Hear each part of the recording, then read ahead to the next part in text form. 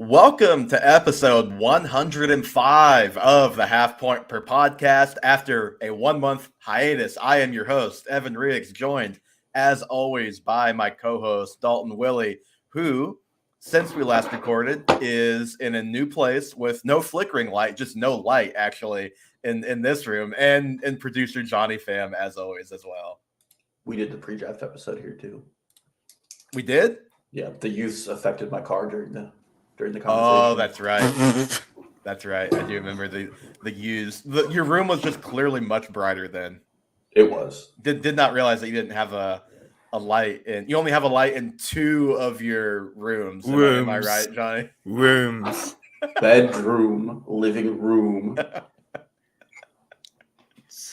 I love on Zillow, Johnny, when they advertise houses as 7-room, 3-bath.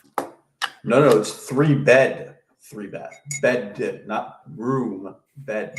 No one classifies it at a living room as like an actual room in the house. It's a room in your house.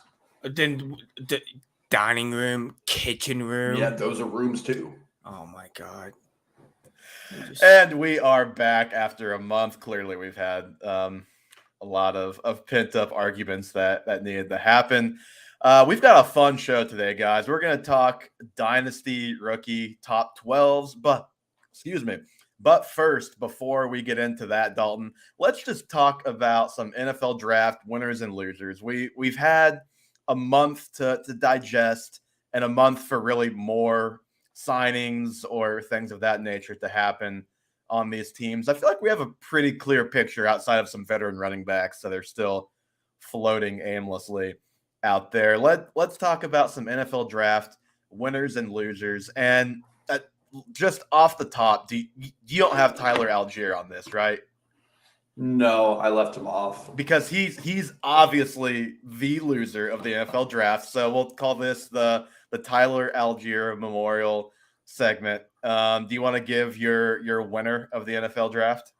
Yeah, I thought this one was pretty surprising with the way the draft fell. A lot of Seahawks mocks had them taking a quarterback at 5, and just because CJ Stroud, Bryce Young, and Anthony Richardson went in the top 4, they didn't have the opportunity to. And then the Seahawks turn around at pick 17 and take Jackson Smith-Njigba. So I think Geno Smith was a pretty clear winner. He's going into year 2 of that Shane Waldron offense, which we liked 3 years ago before Russell Wilson completely tanked what we thought Shane Waldron was. Turns out Russell Wilson's the problem, not Shane Waldron. And then they go back and they add a really good pass blocking back in Zach Charbonnet. So they really have upgraded their offense even better. This is a team that probably has a top 5 quarterback in the NFC just because of the current state of the NFC. God, that just, as a Chiefs fan, makes me mad to hear that sentence out loud, but it's the truth, yeah. Yeah. And now, I mean, last year they ran 12 personnel, the most of any team in the league, and I think part of that is because of how terrible their wide receiver room was behind their 2 studs in Lockett and DK Metcalf. Yeah. Now they can run out there Noah Fant, but they can run a lot more 11 personnel, and I think that's going to really open up the offense more for Geno Smith and give him a lot of layup looks, which I'm not saying he needs those as a quarterback, but it's going to make his job significantly easier. And he goes into year 2 of 2 very talented offensive linemen who were rookies last year. So all around, I think Geno Smith's a huge winner of this, and I think he could have another surprising season where he's a top 10 quarterback. Yeah, and for those of you who are not football savants like Dalton, 11 personnel, 3 receiver sets is what that means. I'm with you there, and we'll talk about it maybe a little bit more as we talk about JSN and the top 12s as far as that goes too. I think my pretty clear winner of the draft is Lamar Jackson, Dalton, and you can kind of just go that whole draft season. You hire Todd Monken before that. Lamar gets the massive contract finally after looking like he was actually maybe going to be traded. They bring in Odell Beckham Jr., but then the biggest win outside of him actually getting paid to me is what they do in the draft and getting Zay Flowers for him. You look back at the last 5 years, I actually have this Warren Sharp tweet from like a half hour before we started this show. Their wide receiver with the most snaps by year since Lamar Jackson was drafted has been Willie Snead, Hollywood Brown, DeMarcus Robinson. You look this year, you have Zay Flowers, you have Rashad Bateman, you have Odell Beckham Jr., and obviously Mark Andrews at tight end.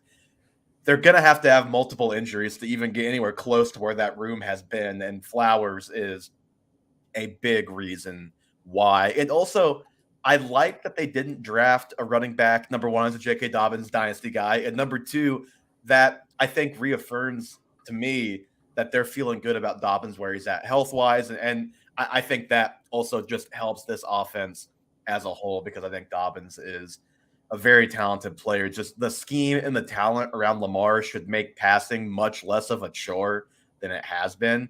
And again, I think Zay is a huge reason why he's going to be a killer in the slot for them this year with Bateman and Odell on the outside, most likely.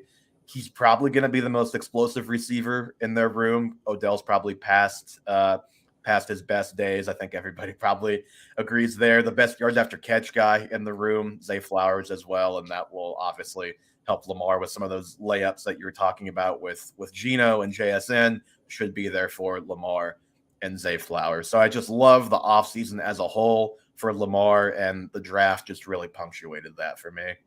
Yeah, and Todd Monken is an incredible OC and a fantasy favorite. He's one of the highest offensive coordinators at neutral game pace. He loves to push the pace. I mean, he's the guy who got Chris Godwin and Mike Evans top 12 fantasy seasons with Jameis Winston. That was also the 30-30 year where he went 30 touchdowns and 30 picks. But Todd Monken loves to push it. Jameis Winston got 4,000 passing yards with him. I think we all agree Lamar Jackson is a better passer than Jameis Winston. And I think the Ravens went out and picked up Odell Beckham Jr. at a premium at Lamar's request in an attempt to get him to re-sign. Letting go of Greg Roman is huge. That was a very antiquated offensive scheme he ran. He loved running heavy personnel. They clearly had no commitment to wide receiver until this year. And they didn't go out and sign another running back or draft another running back. They went all in on the pass game. I think that they're going to be one of the more surprising teams in the AFC. Right now, you can get Lamar at 30-1 in VP bets, and I think that's a really good bet. There's a storyline around him already. At the same time, he's added weapons. He has the best weapons of his career. More so than that. I mean, his wide receiver two, whether it's Odell or Zay Flowers, is probably the best wide receiver he's had. No disrespect to Hollywood Brown. So I'm looking really forward to this Ravens game. And he didn't end up going anywhere like Falcons, which was a huge rumor, which would have been just as destructive, and it would have been Greg Roman 2.0 with the way they play football. Yeah, I think Monken is going to be a big deal for that offense. Just looking at ranks right now, I know it's super early, and so we haven't really dove into our own ranks yet, but I think I'm going to end up higher on about everybody in this Baltimore offense than in consensus is kind of my early feeling. And instead of cutting Gus the Bus, they restructured his contract. Just throwing that out there. Yeah, I don't know about that. He's I think he's like on a $5 million deal. I think they can save like $4 million against the cap if they cut him. So he's no guarantee to make it out of camp. But yeah, getting away from the topic here, Lamar is a big winner for me. Dalton, who is your loser of this draft? I thought this was like a pretty clear-cut one, and then I opened Twitter this morning and saw that apparently it is not. I had David Montgomery as my loser. Really? And there are still some big-time David Montgomery stands on the Twitterverse. No offense, but when a team goes out and drafts a player top 12, when there are still players like Christian Gonzalez on the board, which would have been a huge need for the Detroit Lions, in my opinion, it's pretty indicative that they want to get away from their current running back room. Of course, in that same draft, they go and trade DeAndre Swift for a 7th rounder. I think it's back to the really annoying offseason contract watching where David Montgomery is like the 9th or 8th highest paid running back in the NFL right now, which I think he's still going to get his work. But Jahmyr Gibbs is just clearly the guy that they want to go with. David Montgomery is probably going to come in on 3rd downs here and there and maybe be a 1st down plotter occasionally, but I don't think he's going to be getting the bulk of the snap share. He's not going to be what Jamal Williams was last year. I think Jahmyr Gibbs can fit just fine in the red zone as well. And I think Ben Johnson is very excited about utilizing Jahmyr Gibbs. I'm not saying like David Montgomery is on my do not draft list, depending on where he ends up later in the year. But I mean, this guy was going as high as the 3rd round before the draft in underdog drafts. And I just think he's a major loser because I don't think he's going to have a high share of that backfield any longer. Yeah, I guess, I didn't really even consider Montgomery to me because we've never been the biggest Montgomery guys. So even when Swift was there and we've expressed our doubts about him, which I think were kind of confirmed with what he was traded for and what the Lions used to get his replacement. I was never thinking of Montgomery as like a top 15 type of guy, but maybe some were out there. And I think that ship was probably sailed. So in that sense, yeah, I think he probably could be considered a loser. His value is at least taking a hit, if nothing else. Like, I think it'll probably be fairly close to a 50-50 split. Maybe Gibbs, as the year goes on, slowly earns more and more, and it's more of like a 60-40. But it'll probably be, Gibbs is obviously a small guy. It was the big drama with him is he going to weigh 200 at the combine? I think he weighed like 199 or something like that, just under. But smaller guy, probably not going to be an every down guy. You probably don't want him to be an every down guy. So Montgomery will have a role, and he'll probably have like a short yardage role, a role that could realistically earn him like 8 touchdowns this season. But yeah, he's more of like a high end RB3 than maybe the mid to low end RB2 that he was prior to the NFL draft. Because I do expect Gibbs to have more trust from the coaching staff than Swift would have had there. That's a good one. Yeah, and I think Montgomery has completely lost any chance at a receiving role in this offense, which makes it even harder for him to get to any fantasy value. For sure. So mine, I was worried that we were going to have overlap, so I have some honorable mentions here. But my loser is Kenneth Walker. I think Kenneth Walker is like, outside of Algier, he is the clear loser to me, and probably the most high profile. Like Algier, RB2, 3. Walker goes from a pretty clear-cut RB1, like top 10 type of guy to me, to, if I had to guess, just looking at others' ranks, I probably would slot him in as like an RB 16 to 20, somewhere in there. So he takes a bit of a tumble, and that's obviously because they draft Zach Charbonnet, who you mentioned earlier is a great pass protector and potentially on the field as a third down guy. Like, I was just thinking about it this morning. Nobody has it ranked this way. Everybody has Pacheco a decent bit lower than Walker. But like, for me, I think it's good. Like, I might be very tempted to rank a guy like Isaiah Pacheco ahead of Kenneth Walker, where I obviously would not have been before. So that's kind of where I'm at with Walker after this draft. And really the bottom line is he looked like he was set up for a 3-down role heading into this season. And that's just clearly not the case with Charbonnet now as the 52nd pick in this draft. He has a 3-down skill set. We've mentioned it. He's a great pass protector, best in the class at running back, proved he can catch the ball well enough in college. And he's a good rusher. Like, he's a powerful back. He's probably going to be the preferred short yardage guy. He might be the preferred inside the 5-yard line guy. We'll see.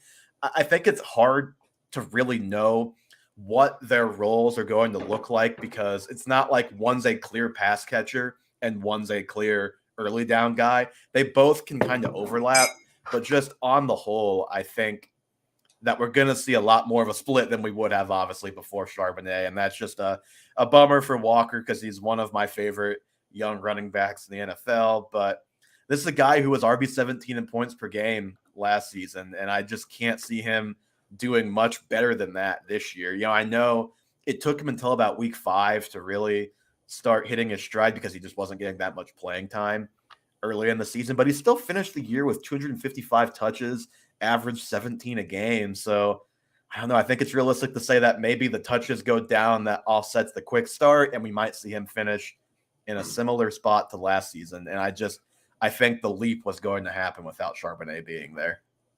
Yeah, and not to like over harp on the guy, but he did only finish as the running back 18, and he was going pretty high. And I understand there's a lot of hype around him because he's a 2nd-round pick. Charbonnet went right next to where Kenneth Walker went in the draft. You can never trust Pete Carroll when it comes to his running backs, apparently. God, I know. And I also think the picking of JSN just signals that this offense wants to move in a more 21st century role. They were the 18th most run-heavy team in the NFL, so they're right in the middle of the pack, but I think they probably want to pass more, and they'll have the opportunity to do so.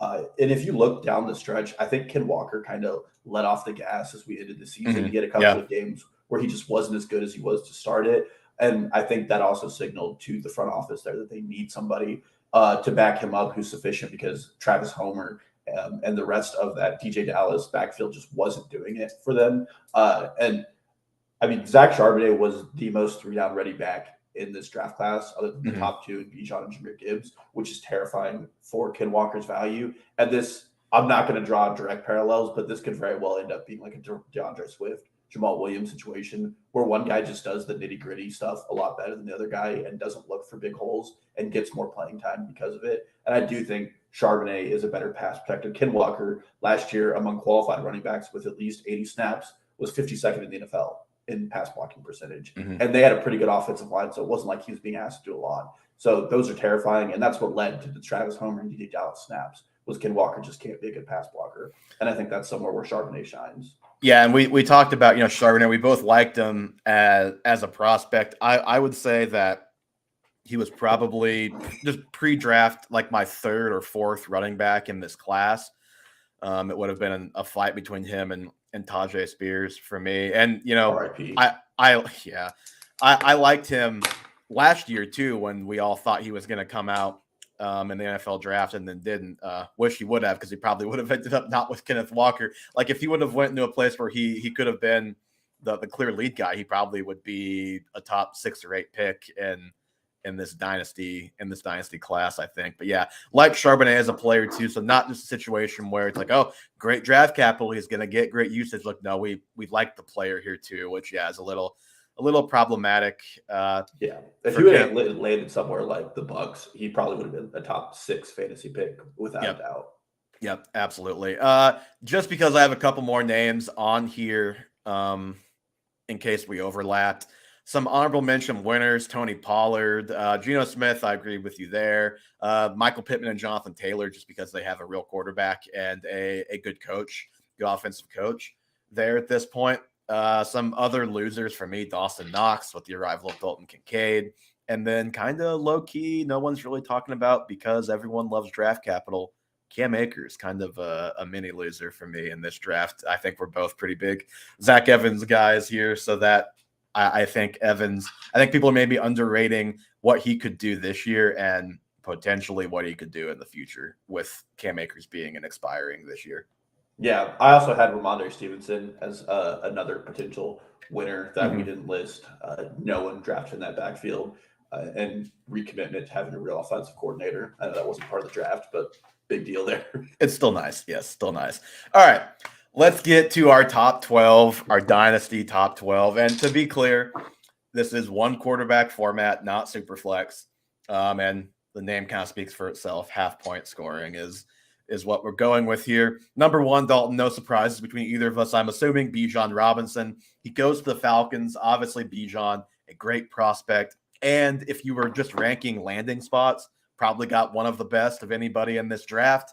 And he has top 10 draft capital. So great offensive line, great draft capital, a coach who wants to run the ball. All of it kind of adds together to great stuff for Bijan in the future. I think the only questions, not relative to his ranking in this class, relative to his ranking this season and beyond, just from a broader fantasy perspective, are: can the offense be good enough to produce touchdowns? And how much of his 20 to 25 touches a game that he will probably get are going to be receptions? How involved are they able to get him in the passing game? But neither of those things matter in relation to this class. He is the clear number 1, obviously. Yeah, I mean, I don't know if you're watching training camp storylines, but he's being split out wide as a receiver, just like every other running back, every other training camp season. No, but it's an amazing landing spot for him. Again, like, I still don't know what the Falcons are really doing here. No one ever advocates taking a running back this high, no matter how talented they are. And then you have Tyler Algier, who down the stretch last year was a very capable rookie. He led the NFL in 40-yard runs, which I don't think is a very sticky statistic, but it still shows there's some burst to his game. And I mean, they're recommitting to like running the ball 40 times a game. I think that's pretty clear. And I think Arthur Smith just wants to treat him like he treated Derrick Henry in Tennessee. Bijan Robinson was the most elusive back in college football last year. He's going to get his work. This is a good offensive line. They have a good defense. I mean, they were down 3 scores last year in a game, and they still were running the ball first and second down. Mhm. So I don't think there's any questions about workload potential here. I think Bijan Robinson's easily a top 10 running back for fantasy purposes. He's probably a top 12 pick for most people. I don't think there's a lot to say about him. I don't think there's anybody out there who's questioning whether or not he's a good player. No, definitely not. And then Jahmyr Gibbs too, for me. I'm assuming we're in lockstep there. Yeah. We kind of mentioned it with the Lions conversation earlier, but the draft capital is overwhelming. We both like the player as well. Nobody expected him to be, what was it, a 12th pick in the draft? No, nobody saw that coming. But explosive player, can hopefully be what they wanted Swift to be in that offense, can run between the tackles. Maybe he'll be more trusted in that regard. I do worry that people are going to overvalue him a bit and redraft because Montgomery is still there. And although he is a loser from a fantasy value perspective, he is still going to have value and take away from Gibbs a little bit in this offense, I think. But in Dynasty, I'm all in as like a top 15, top 12 running back in Dynasty right now. And obviously he can improve that if he actually proves to be as good as he was in college, because he's a sure fun player.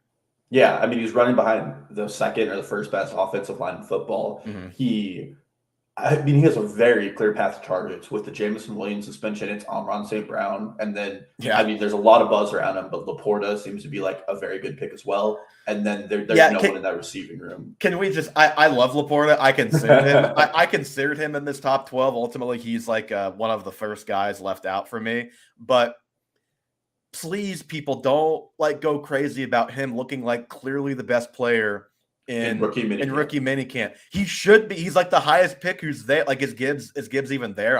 Gibbs isn't. Yeah, Gibbs isn't there. So it's like, yeah, he should be clearly the best player. He was the highest drafted player of anybody who's there. Like, it's not, if he's clearly the best player in training camp, then okay, I surrender to that. No, which really sucks because he was one of my favorite underdog draft picks, and he's skyrocketed up to like tight end 14, and it's probably going to keep going up because of these storylines. But yeah, the path to target's very clear for Jahmyr Gibbs. Mm-hmm. And then Ben Johnson, I was very surprised he didn't become a head coach this offseason. He's the offensive coordinator for the Lions, and I think he's probably a popular candidate to be one this year. But he's a very creative play caller. He gets Amon St. Brown really good looks. I'm sure the same thing is being envisioned for Jahmyr Gibbs, is to give him interesting looks and to use him out of the backfield in good ways. So very excited. Lions are going to be one of the fun teams to watch this year, I think. Defense is going to be kind of good. Offense is going to put up a lot of numbers again, and we can't wait to see what they do. They really took a gamble not adding any more receivers. See what I did there? Gamble. I do. Jameson Williams might never play down in the NFL. Just going to say it now. Oh, gosh. I don't think we've had a show since that happened. Not the best track record, probably not the longest track record of guys who have had one reception through their first, I guess it'll be 23 potential NFL games. What's really hilarious is two of your favorite NFL wide receivers have been suspended for gambling. Except Jameson was one of my favorite prospects. He hasn't done anything in the NFL to be one of my favorite NFL receivers, but yeah, that is he and Ridley. Yeah. All right. Oh, thank God I didn't draft Jameson and then have back years with Ridley and Jameson. All right, number 3. I think this is where we're actually going to differ. You're going to have Jordan Addison, aren't you? No, I don't. Do you have JSN number 3? I do have JSN. Okay, so I have JSN 4. You can talk about JSN for a minute if you want. We can do that and go to my 3. But yeah, I think 3 and 4, it was a real toss-up for me. I obviously have no issue if anybody's ranking him 3, which I think most everybody is.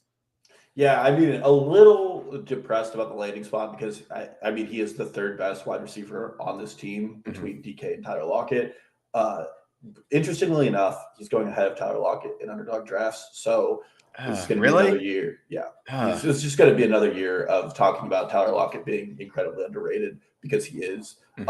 He fits in well here because DK and Lockett can play on the outside. Just because Lockett's small doesn't mean he's a slot-only receiver. Yeah. So he has a good fit in this role. I think he has like a 700 to 850 yard season and probably finishes somewhere as like the top 36 this year. But best separator in the class, best route runner in the class. I mean, there's very few players who can put up like 250 yards in a game. And then he, just like Jameson was a year ago, he's getting discounted a little bit because he played in such a loaded receiving room between Marvin Harrison Jr., Garrett Wilson, Chris Olave. I mean, there's so many good players at that Ohio State team that he never had a chance to shine, and then he gets injured.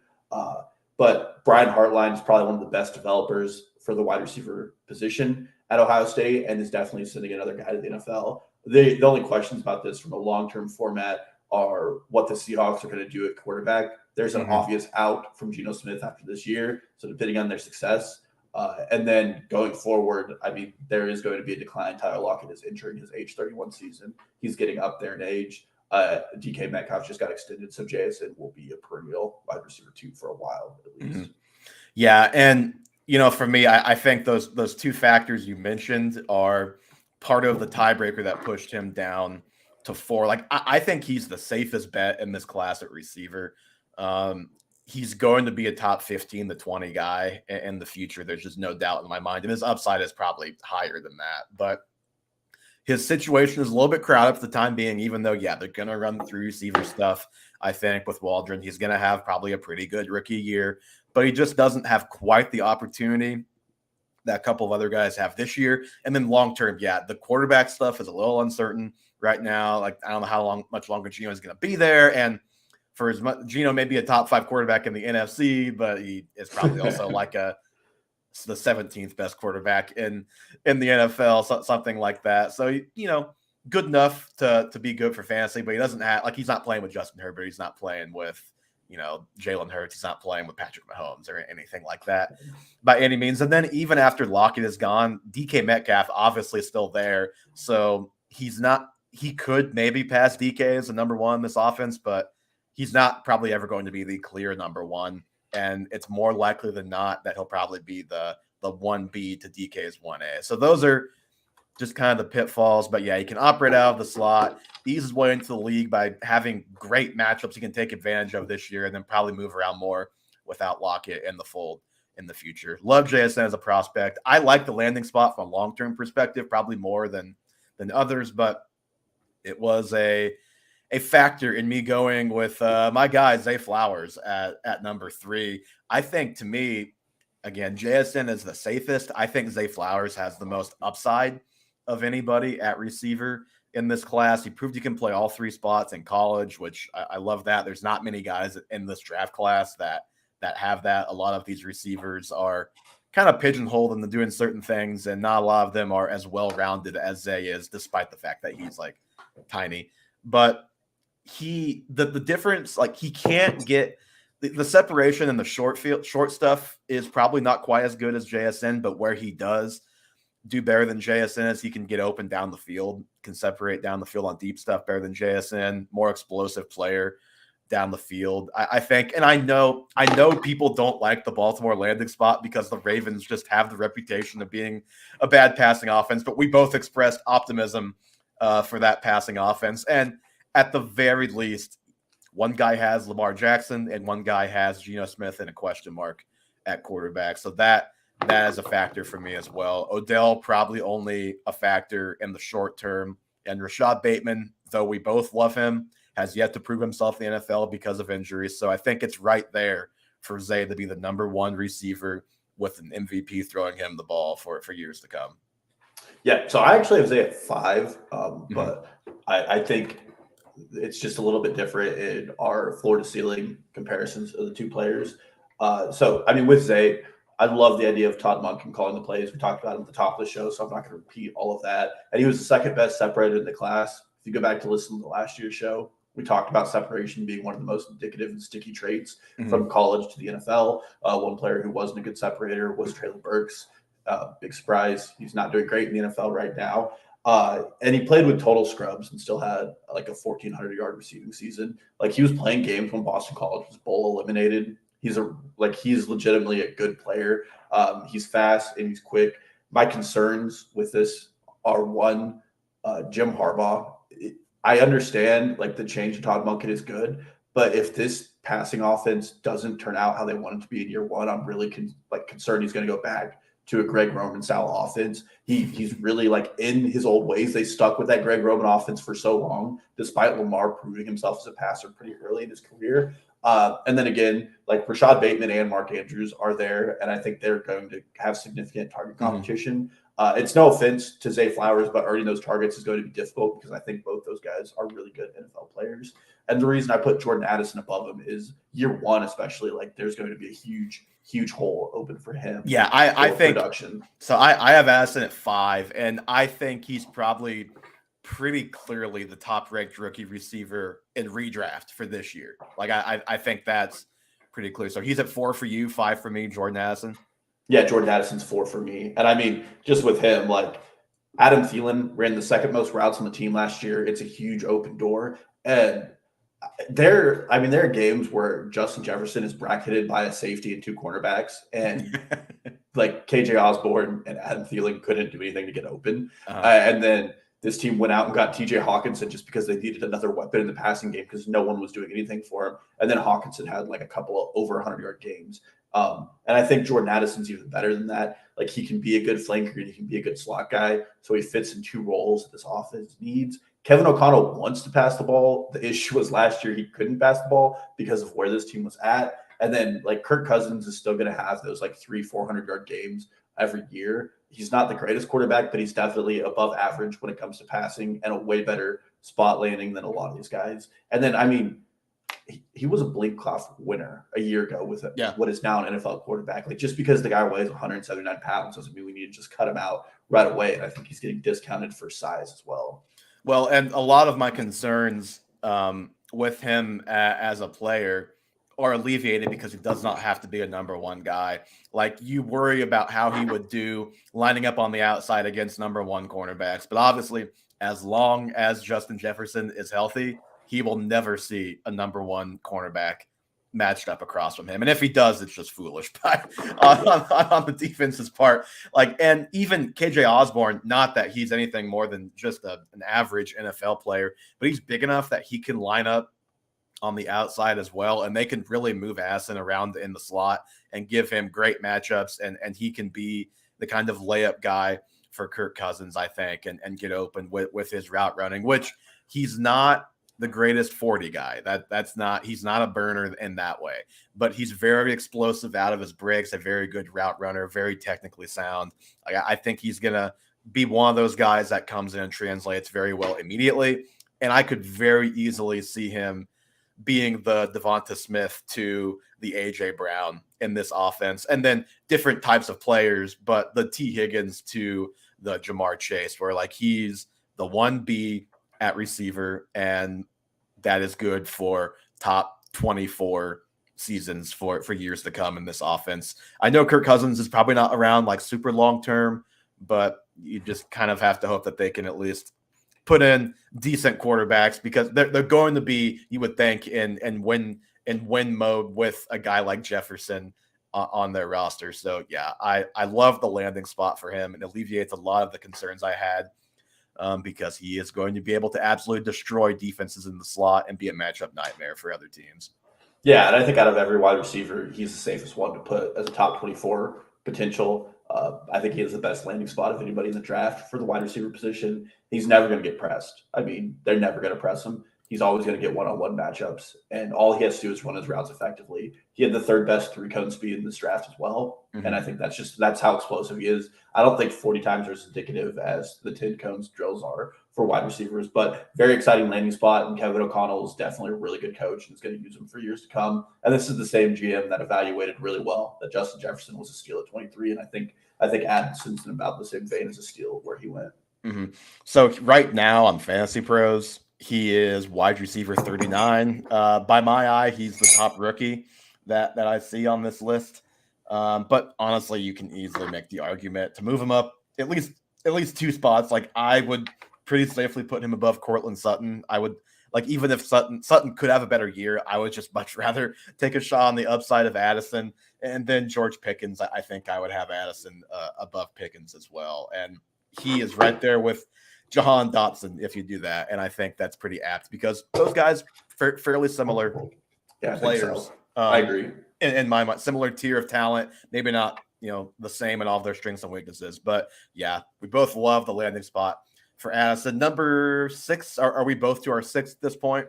Yeah, I wonder if we're going to diverge here or not. No, these are one QB rankings. Yeah, but I think we definitely have. Okay. If our rookie draft is any indication, where we both tried to trade the farm, and you did for Anthony Richardson, I think we both have him at 6, right? Yeah, we both have him at 6 then. So we talked about him a little bit as a prospect a month ago. We were, being a little coy because we had the rookie draft coming up. But I think if you really paid close attention, you could probably tell that we liked him the best of these 3 quarterbacks. And even in a 1 quarterback league, I think this is a guy that you take as early as 6 in your rookie draft. And honestly, if you want to take him earlier, depending on your team and whatever, I think you can easily make that argument as well. I said this last time, he's not raw, he's inexperienced. And it's funny, I hadn't heard that anywhere before that. Not that I'm like saying the trend, but I have heard people say that since. So I feel better about that take because I've seen smart people like Matt Harmon, Matt Waldman. I think someone on Underdog, can't remember who it was, said that as well. So the smart people are saying that. Shane Steichen just had great success with Jalen Hurts. Not that these are, again, the same player, but you like... I mean, they're pretty damn similar. They are pretty similar. Richardson is probably just more physically talented than Hurts, and Hurts is, on the contrary, obviously a lot more experienced as a football player and is able to make the reads that Richardson probably just is not yet. But yeah, long term, like he and Jonathan Taylor are both going to help each other out a lot. I think he's going to help out Taylor because the running QB usually helps the running back just have more room to run that threat, although Richardson may take away some touchdowns, but kind of offset there, hopefully. And then just the threat of the run game with Jonathan Taylor, I think a lot of like play action boots, get him moving in the pocket. I think that'll be a nice match with also Michael Pittman, and then like nice role players in Alec Pierce and who's the other guy? I can't think of who else I just added. Josh Downs. Josh Downs, yeah. Josh Downs, not in my top 12, but I do like Downs as a role player and slot guy in that offense. Like, to me, Richardson has the upside to be a top 5 fantasy quarterback for years to come, and probably an even higher upside than that because of his rushing ability. The dude rushed for over 100 yards and like 3 touchdowns against Utah in a game last year, and just his tantalizing skills as a passer, great arm strength, can make every throw, and made more mature reads as a quarterback than I think consensus would have you believe. Yeah. And as Evan alluded to, I too am a huge Anthony Richardson stan. Definitely sold a lot of future assets just to acquire him in our Dynasty League because somebody in this podcast, who won't name names, bid me up significantly. But I mean, we have a short memory in the NFL, which is good and bad. And part of that short memory is in August of last year, the Colts were the favorite to win the division. Mm-hmm. This is a very complete team. Richardson is walking into that most rookie quarterbacks don't get the opportunity to walk into. Like the Texans and the Panthers are far from complete. The Colts are a lot closer to being complete. They have at least a top 16 offensive line. Like they're not bottom of the pack. And they have although they were not good last year. No. Hopefully they're in for a little bit of a bounce back this year. I think quarterbacks like Matt Ryan holding the ball for 12 seconds really impacts your offensive line play. And then the weapons, like you said, are just absurdly good already. I mean, Michael Pittman has proven like he's a top 24 receiver in the league. Alec Pierce is a good deep threat going into his second year. And Josh Downs is probably one of the favorite slot guys in a really slot-heavy class. Mm-hmm. And then you have just freaks at tight end in Jelani Woods and Mo Alley Cox. Yeah. And then Jonathan Taylor is there as well. I mean, this is a very athletic team. And they're going to run the ball around the field. I really need a picture with Anthony Richardson and all of the weapons because they are all very physically imposing. And then you have Josh Downs, who's like 5'7", very small, like that. That's a very funny visual I just had in my head. But yeah, they have some studs across the board on offense. Yeah, and developmentally, you already hit it on Shane Steichen, who helped develop Jalen Hurts. But, I mean, digging a little deeper into their coaching tree, they have Cam Turner on the roster. Cam Turner coached Cam Newton from 2015 to 2017, which was also his Super Bowl years. And I'm not going to say they're the same player, but they profile very similarly coming out of college. And then Cam Turner went on and coached Kyler Murray. So he has good experience with quarterbacks with cannons of arms and athletic ability. I would say other than Cam, this is probably the most athletic guy he's coached. And then on top of that, like you said, he's not bad. He's just inexperienced. Like CJ Stroud and Bryce Young spent like since age 8 going to Peyton Manning passing camps. Anthony Richardson didn't play the position until like his junior year of high school, and he still got Division I offers in the SEC and played at a good level, and also played in like one of the jankiest go route offenses in the NFL. So if we're willing to like ignore, we being the fantasy community, Justin Fields' horrific passing numbers in the NFL, then I think we can give Anthony Richardson the same pass for a collegiate offense that also underutilized guys like Dameon Pierce and Kadarius Toney. Absolutely. All right, number 7. I think we're probably going to be in lockstep here. Dalton Kincaid, is he your 7? Yeah. So both big Kincaid guys here. He's an amazing receiving tight end. Clearly the best receiving tight end in this class. There are other parts of his game that you can argue need to be improved, that other guys do better. But the good news, Dalton, is I think the Bills drafted him to be a receiver. Given the capital they used to get this guy and who they already have in Dawson Knox, you can legitimately see him being used in like that Kyle Pitts, and I hate to even say the name, but Travis Kelce type of way. Not that he's those guys, but just that type of way where he moves around, is not, lines up on the outside in the slot, is just a true receiver.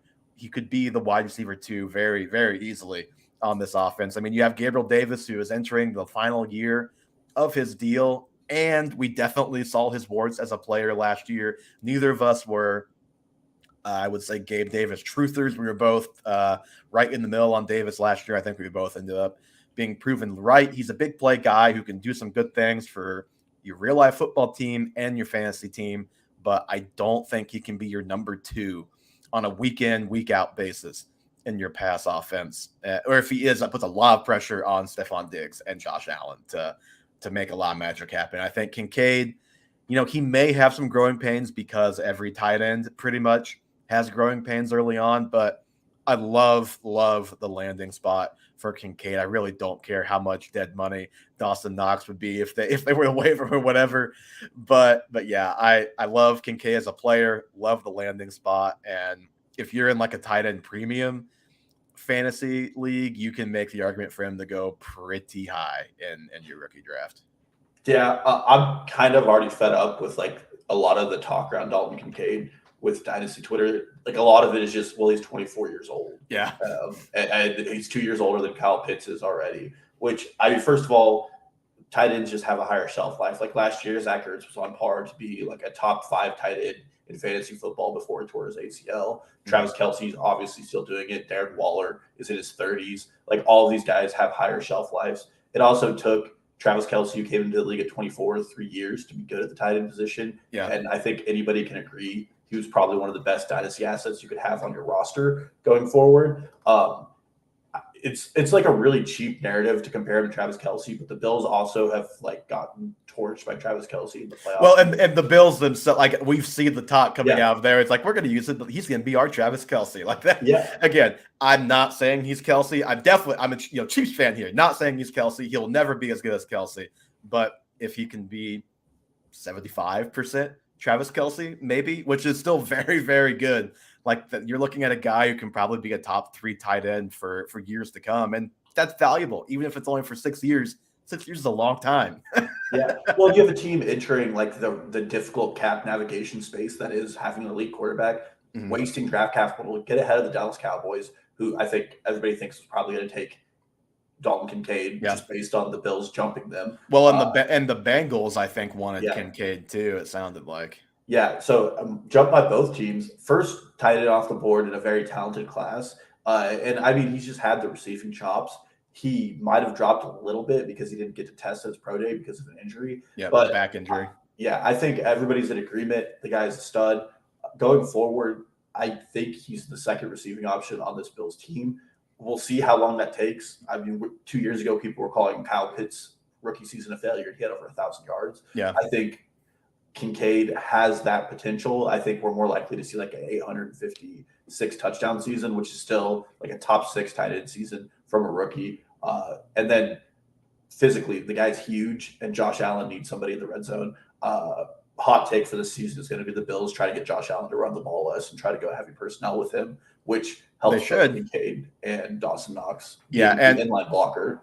Yeah, and Kincaid, I think, is already the second best after the catch guy on this team, better than Davis, better than Shakir, and behind Diggs. And then you just wonder, Diggs is, I don't have it in front of me, 29, 30, somewhere in that range. Like maybe Diggs has 2 more years as the alpha number 1, but maybe in 2 years, Kincaid is the top guy for Josh Allen in this offense. And, we kind of see it with the Chiefs. When you lose your alpha number 1 wide receiver in Stephon Diggs or in Tyreek Hill, it's not just straight. Like it's hard to go find a new number 1 receiver. So like you could very easily see Kincaid being the most valuable pass catcher on this team in 2-3 years. Yeah, and I don't want to call him a copycat, but Brandon Beane is like an incredibly talented and smart GM, and he's fine looking at the other top offenses in the league and emulating what they're doing. Mm-hmm. And I think if he thinks that the Bills can do what the Chiefs are doing by having a rotation at receiver and then a stud at tight end, they'll do it because tight end is cheaper to pay from a cap perspective. I mean, that's getting really into the weeds, and we obviously Kincaid has to be a hit for that to even exist. But for that to be in the range of outcomes for a player, I think is something that you should consider when you're drafting this high in a rookie draft, especially when you're in the second half of this where every guy is going to have their potholes and their come-ups. So, yeah, I definitely agree with all of that. Yep. All right. Number 8, who do you have there? I'm sure there are people like at home screaming that we haven't said his name yet, but I think this is finally where like I would feel comfortable with Quentin Johnston. Okay. I have him at 9, so same ballpark here. I mean, this is probably one of the best fits for him because developmentally he needs time. I don't think getting thrust into a role is going to be good for him. There are clear like come ups to his game, and he's probably the most polarizing player in this draft. Yeah. The Chargers very clearly needed like a big play yak guy, not a downfield threat because Mike Williams does that, but Keenan Allen and Mike Williams do not get yards after the catch. Eckler's coming into his 29-year-old season. He's not going to have much more left to take when it comes to that. And that's what he excels at the most. He's a hand clapper, which is an issue unless you're that one guy on Twitter who just tweets the one picture of him not clapping his hands at training camp. But that's something that can be worked on. He's obviously going to be tied to an elite quarterback for the next 5 years of his career, which is always something good to look for. I think his rookie season is going to be very similar to what we saw with Treylon Burks, where there's going to be a lot of come-ups in his game, but I guarantee you he's going to have 2 or 3 of those like 3 catches, 100 yards, and 2 touchdown games or something like that, and all of his stands come out on Twitter. But he's one of those players that you're going to have to just look at a little deeper and see if he's improving as a route runner, if he's improving with the point of contact and catch. And if he can do those things, then he might be the steal of any of your rookie drafts because he very likely could come out as like the best weapon in this draft and be like a Calvin Johnson or Andre Johnson type player with his size and after the catch ability. But he's just really weird because he doesn't play big, but he is big. He plays like he's a smaller guy. Yeah, I think I said this last time. Zay Flowers plays bigger than him. Yeah. Like he's at 11% contested catch rate. Yeah, like it's absurd for a guy that's 6'3". So definitely he has the Chase Claypool like I jump when I don't need to on the deep ball stuff. So yeah, if he can get some of that stuff sorted out and become both a yak guy and a deep threat, then like look out. This guy could definitely be very, very, very good in this offense. But yeah, there are enough questions that I think he gets pushed down past some of the sure things, but the upside very clearly there. So my number 8, I went Bryce Young. I know he's small, but man, Bryce Young is really good. I have concerns mainly related to his size, but I think he's proven enough in college, has enough good stuff to his game that you should still take him off the board pretty early in the latter part of the first round. The Panthers, we've mentioned it with the Colts, but I think the Panthers have a pretty good looking offensive line there too. He has Frank Reich now, who I think is going to dial up some nice plays for him and his offense. And he has not a receiving core that you love, but you like Mingo and you like his upside probably. And then just guys like Adam Thielen, our guy, DJ Chark, he's relocated. He's in Carolina. He's got a family. He's relocated. I'm starting to add personal details to this.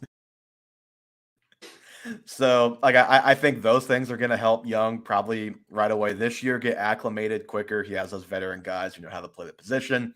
And then I just like the setup with a good offensive line, and they can continue hopefully to find more weapons at receiver and running back down the road. But yeah, Bryce Young to me is going to be a very fun watch because, man, he does a lot of off-script stuff that I question a little bit how much he can do from college to NFL with better pass rushes coming in, but also he's going to make a lot of plays that get a lot of people excited in the NFL. Yeah, and I had Bryce Young at 9, so I agree with you on a lot of that. I mean, obviously, it's been beaten down into us. The size is always concerned, but the coaching staff who traded a bevy of picks and players. Yeah, they gave up a lot. Bryce Young has to work, otherwise they may there may be some guys losing their jobs in 3 years there. Yeah, and I mean everybody like it's not like he went to the combine and tested and was suddenly short or anything, and there were lifts in his shoes. Like everybody knew he was going to be a short player.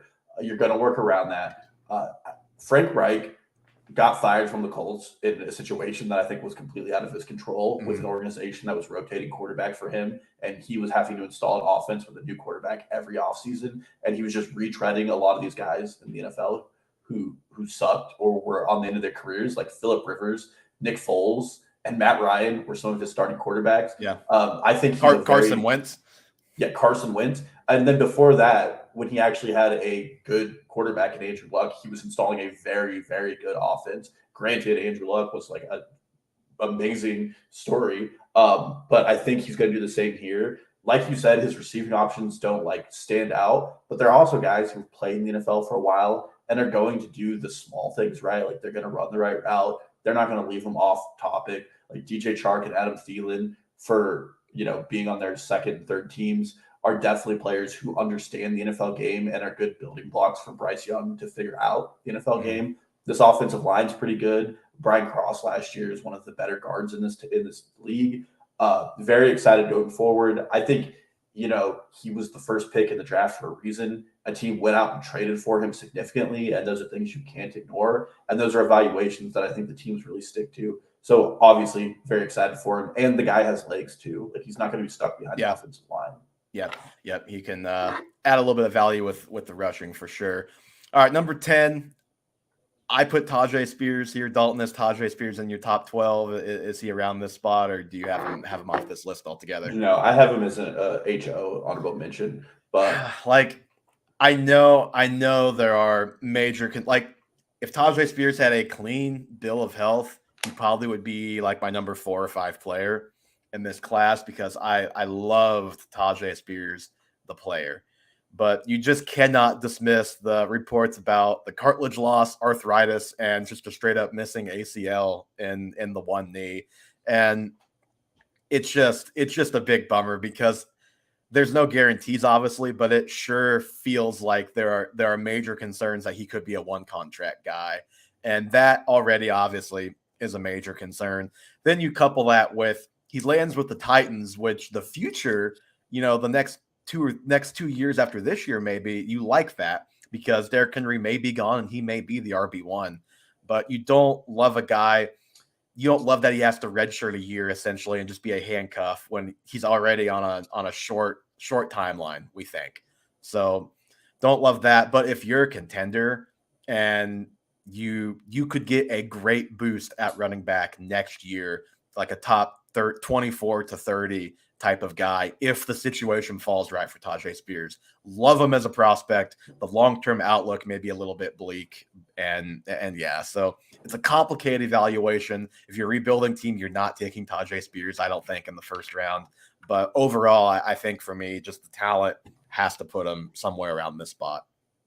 Yeah, and I think pre-draft we talked about this, but I was even considering him top 6 till a lot of those medical news came out. Yeah. And even with that medical news, the Titans took him in the 3rd round, which I think is starting to be the 2nd round draft capital for a lot of running backs with the way the NFL is kind of catching up to the position, which is good for him. The knee stuff is absolutely terrifying, but he's also playing right now, like at mini camps. It's not like he's injured and playing. Yeah. I mean, he played last year and was awesome at Tulane. So yeah, it's not like he's coming off of an ACL tear. but incredibly talented back.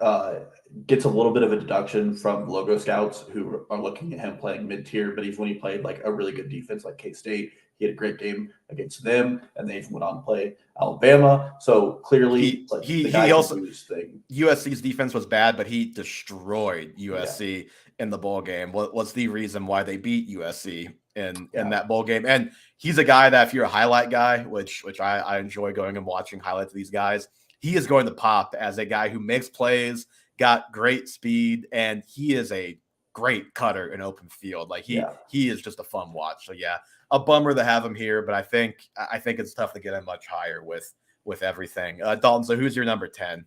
I went running back here as well, but I went with Kendrick Miller, who I'm pretty excited about for a few reasons. One, I think we can all agree at this point, Alvin Kamara is going to get suspended, especially with a lot of the information coming out around that he followed the guy to the elevator and punched him. I'm not going to litigate that here. Someone else can in a courtroom. But I think he's going to get suspended. Alvin Kamara is getting up there in age as well. And then the team went out and signed Jamal Williams, who's heading into his age 28 season, who I think you and I agree does things well, but he's not like a standalone killer player. He had 17 touchdowns last year because the Lions gave him the ball at the 1 yard line every chance they got.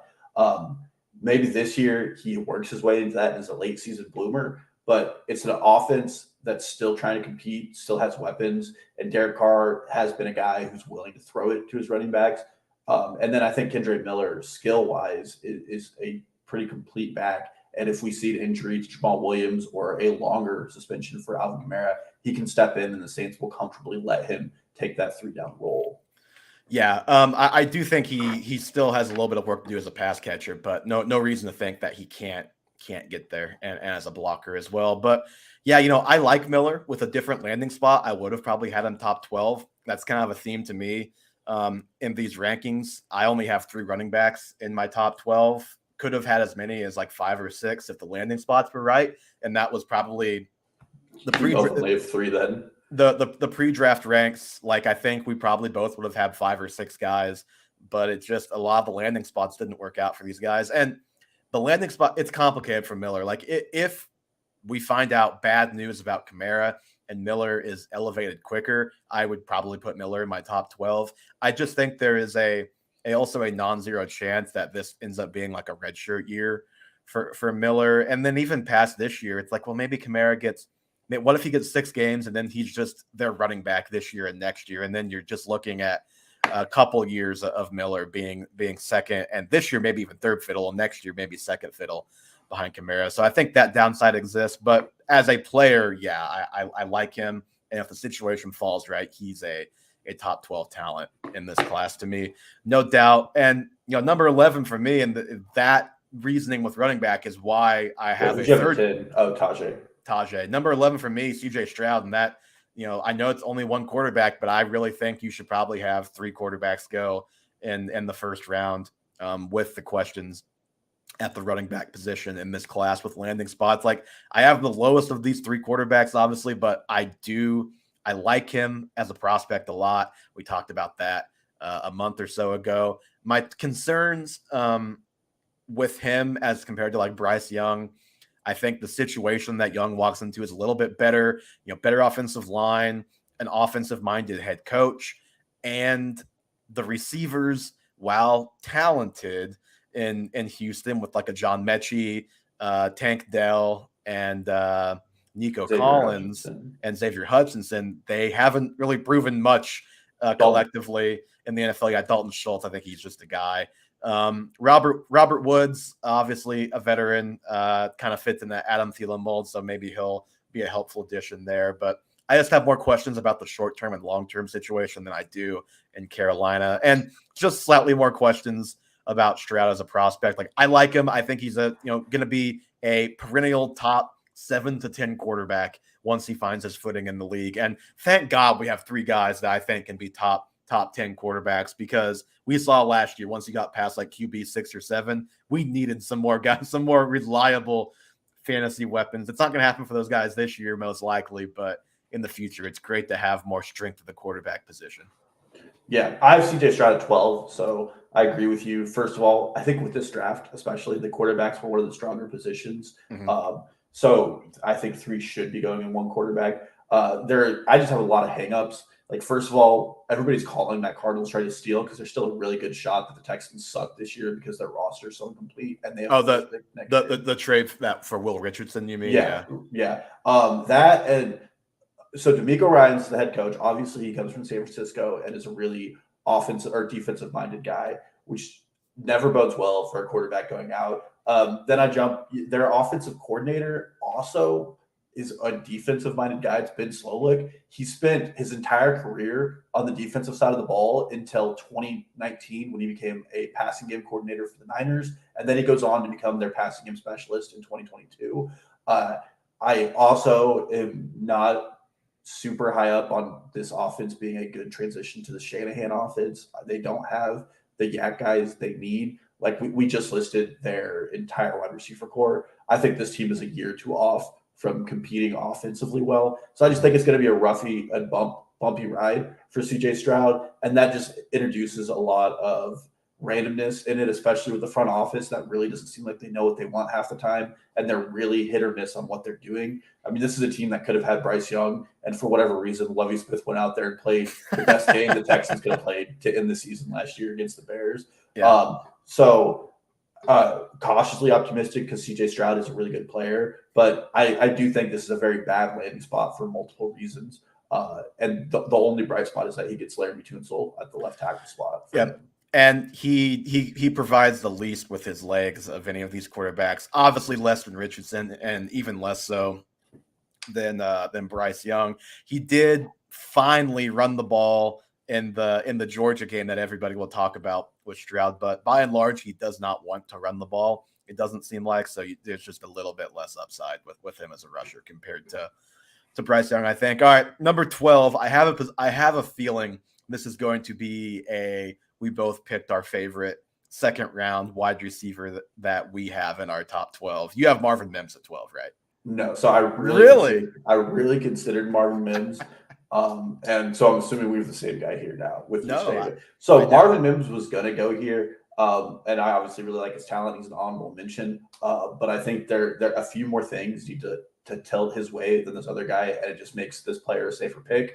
That player is Jaden Reed. Really? I'm shocked. Didn't you draft Marvin Mims over Jaden Reed? I did. I think there's a better ceiling scenario for Marvin Mims. I mean, Sean Payton has, if you look at the guys he's drafted in the top 3 rounds, they're all studs. It's like Michael Thomas, Marquise Colston, and whoever the 2007 wide receiver was for the Saints. Yep, and the Broncos didn't have a first-round pick, so Marvin Mims was the first-round pick, the first pick for Sean Payton. Yeah, and everybody, it's pretty clear they've been trying to get rid of Cortland Sutton and Jerry Jeudy, just no one's biting. All of those things bode well for Marvin Mims. Mm-hmm. It's being attached to Russell Wilson. I'm surprised. I thought I thought we were going to have a Jaden Reed versus Marvin Mims standoff here, but go ahead, give your Jaden Reed because that's who I have at 12 as well. I think first of all, like last year, everybody was very excited for Christian Watson, but Jaden Reed goes right in the same spot as Christian Watson did, and there's no excitement for him. I think it's because it's easier to look at a RAS sheet and see how athletic someone is than to look at somebody's like as a technician, which is closer to what Jaden Reed is. Mm-hmm. You have to understand how terrible Michigan State's offensive environment was. Their quarterback sucked. He sucked so bad that 4 wide receivers have transferred out of the program this year, including 2 guys who are projected to be like top 50 picks in the NFL draft when they go. And Jaden Reed still somehow had 1,000 yards in this environment. He is a really good route technician. I think if he played at a team that actually had a good quarterback, he would have gotten much higher in the draft. He would have been talked about as a late first-round pick to teams like the Chiefs. He gets open against press and man coverages. I think overall, like he fits well for the Packers. I think he's a better wide receiver than Christian Watson. He's not a better talent. And I think that he's going to earn that starter job pretty quickly. Now, whether or not Jordan Love is a good quarterback is yet to be seen. But I think Jaden Reed, by the end of the season, will be the guy we're talking about as a wide receiver 1 in Green Bay. Yeah, and the Packers don't have a large commitment to Love. He's basically guaranteed for 2 more years. So they can move on fairly quickly if they need to with him. But yeah, Jordan Love, the Jordan Love of it all is definitely probably my chief concern with Jaden Reed right now. Like, because otherwise, I think Reed is a very, very safe prospect, and he has upside to be even more than than just safe. He's another guy kind of like Zay Flowers, played all three positions at wide receiver in college, did well in all of those areas. And you mentioned his press coverage. So he's above average against both man and zone and Matt Harmon's reception perception. But where he really stands out is he's 87th percentile against press. And that's on like pretty solid volume. That's definitely the most impressive part of his profile there. Great footwork, great technical skills as a route runner. Those things allow him to beat those kinds of coverages. And then you look at the other two guys, like I think Romeo Doubs just stinks. I don't think he's very good. He's not. I didn't even mention him. I forgot. Not a good route runner. A very high drop rate, very low contested catch rate. Not worried about him long term. Like he could be their wide receiver 3, and that's fine. Be their X.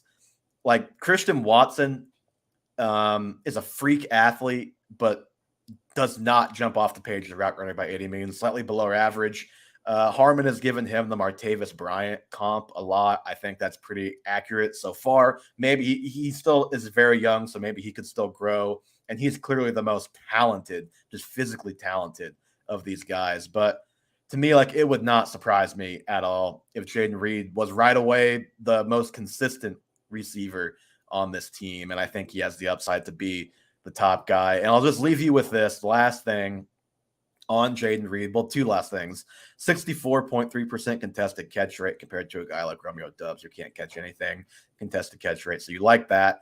And then last thing, the closing part of his reception perception profile is this. With his size and some of the route running in his bag, he could find his way into the Terry McLaurin and Stephon Diggs axis of smaller separators. So very high praise from Matt Harmon on Jayden Reed. I think he's underrated. We both agree there. And yeah, I think it's a tough call between he and Mims at 12. But yeah, I love Reed as a player and hope that Jordan Love can be good enough to lead him to what his skill set should be in the NFL, which is a top probably 30-ish type of top 24, top 30-ish type of receiver. Yeah, just to be clear here, the separator between Marvin Mims and Jayden Reed for me was where the organizations are at. And I think that the Packers are more well-established to either bring in a good vet, with the Broncos being so tied up in Russell Wilson, if he really does suck and Sean Payton can't fix him, there's going to be like some dark days ahead for Denver. Mm-hmm. And there's way more like starter eligible snaps ready for Jayden Reed than there are for Marvin Mims. I do think on Marvin Mims, before we get out of here, he's the most likely candidate to me on their offense to be on the receiving end of some Russell Wilson rainbow deep shots that I hope come back to some effect this year, because I mean the guy averaged like 18 yards of reception in college or something ridiculous, and he's just a big play machine. So if Russell Wilson can get right, it could mean great things for Marvin Mims. Well, then I'm just going to give my Marvin Mims speech. In Texas, his final year of high school had 2,600 receiving yards, which is the all-time record in the nation. Like, that is insane in and of itself. The list of first or second round wide receivers that Sean Payton has drafted is Robert Beacham, who had several all-pro seasons, Brandon Cooks, who's been one of the most stellar wide receivers and consistent wide receivers in the NFL despite multiple teams, Michael Thomas, which for a couple of years was really good, and then he lost his marbles, and then Marvin Mims. So very excited about that. Sean Payton's stamp on the offense looks to be Marvin Mims, so he thinks he's something special.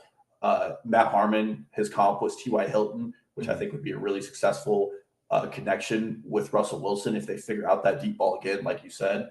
And then just the last thing on Marvin Mims is I was really confused as why he was so not talked about in this draft class, considering what he did at Oklahoma under multiple offensive coordinators. Yeah. And his average up the target is insane. So he has that big playability for sure. Yep. Absolutely. With you on pretty much all fronts there. And Dalton, anything else to add before we jump out of here? Nope. All righty. That is going to do it for episode 105 of the Half Point Per Podcast. Give us a follow on Twitter, Instagram, and TikTok at Half Point Per Pod. Subscribe to the YouTube. You can catch the show live. The link to all of those things will be in the show notes as always. And as always, the show is available anywhere you listen to your podcast, Spotify, Apple, etc. 5-star reviews are appreciated on both platforms there. And we will be back, not quite on a weekly basis yet, I don't think, but I anticipate the next show we may have some season-long rankings to unveil. So looking forward to that. Thank you all so much for listening, and we will talk to you again very soon.